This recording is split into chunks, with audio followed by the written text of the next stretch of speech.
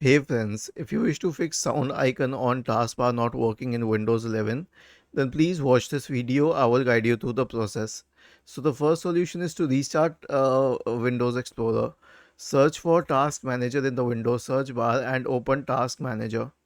Right click on the Windows Explorer process and then select Restart. The next solution is to restart Windows Audio Service. Search for Services in the Windows search bar and open Services. Okay, and then scroll down to the Windows Audio Service, right click on it and then select Restart. The last solution is to run the audio troubleshooter. Right click on the Start button and select Settings from the menu. Go to the System tab, scroll down and click on Troubleshoot. Click on Troubleshoot here and click on Run corresponding to the audio troubleshooter. Was this helpful? If yes, then please subscribe to the channel. If not, then let us know in the comment section of the video on how we could help you further. Thank you for watching this video and have a nice day.